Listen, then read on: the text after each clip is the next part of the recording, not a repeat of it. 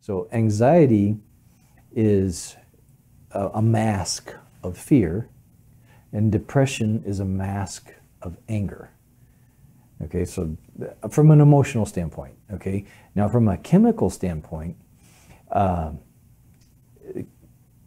anxiety and depression are imbalance in serotonin and dopamine, okay?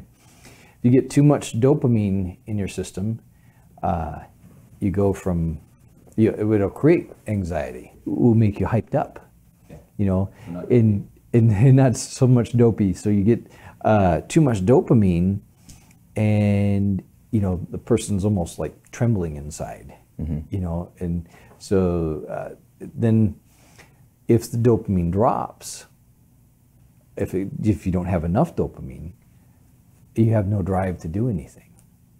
Okay, which is a component of depression. It's just, you know, there's nothing there, you know, no drive. Then with serotonin, if you have too much serotonin, you also, it'll make you kind of jittery, kind of almost on edge, okay, which can very easily become anxiety. Okay. On the flip side, if you don't have enough serotonin, you're just never happy. You just don't experience joy. You're not happy, you know, and you don't get happy if you know if you don't have enough serotonin. Now, the important thing to understand about this is your brain. Okay, where 80% of your central nervous system is between your ears. Okay, it's in your brain. 80% of your central nervous system in your brain only produces about 12%, 10 to 12% of the necessary dopamine and serotonin that your nervous system requires.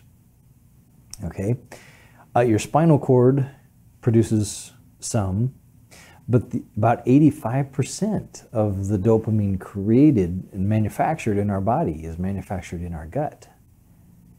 Okay, you have 100 billion neurons in your brain. Okay, you have 200 billion neurons in your gut.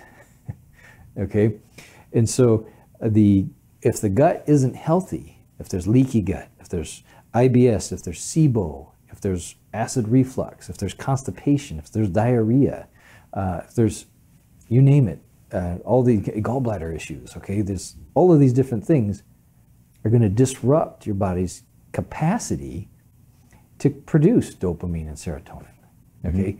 So if it doesn't produce dopamine correctly, you lose your drive to really do much, okay? If it's faulty, so it's hit and miss, okay? Sometimes it produces, sometimes it doesn't.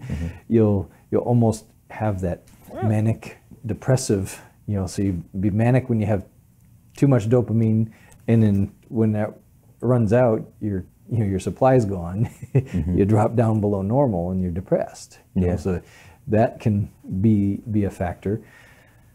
And the other thing, there's eating disorders are connected to dopamine, because dopamine not only is our driving force to survive hormone, it's our satisfaction hormone. Okay, so if the only way we can get some satisfaction is by eating, we become addicted to food.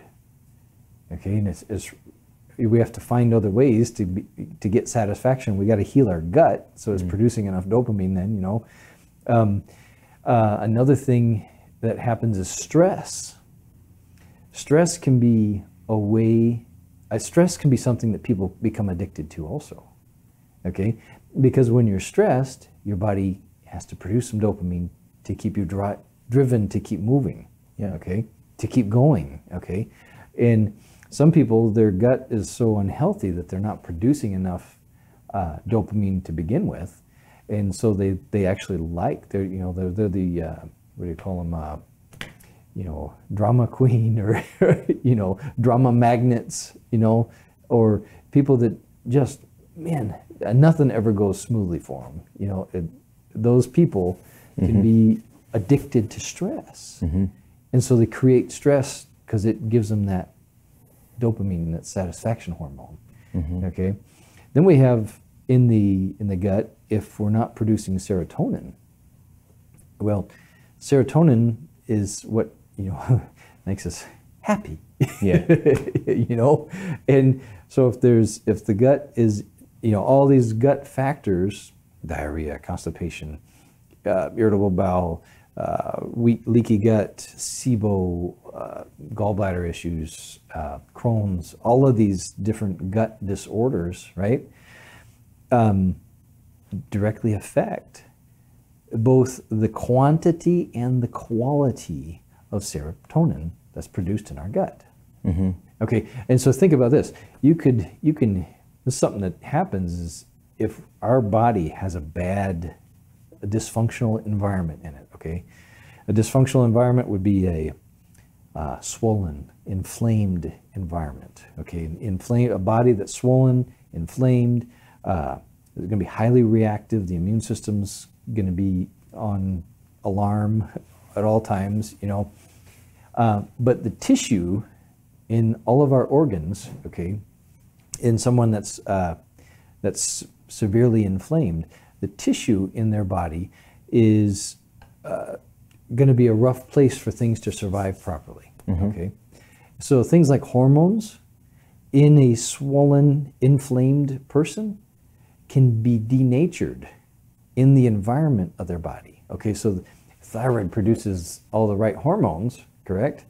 But as they're floating around through the bloodstream and going off into the tissues, the environment's so bad, it denatures that hormone and it doesn't work right. So when they get a lab test, they have all the thyroid hormones they ever wanted. Everything's normal, right? But they have every symptom you can imagine of an underactive thyroid. Okay, same thing happens with dopamine and serotonin. They're hormones also. They're hormone neurotransmitters.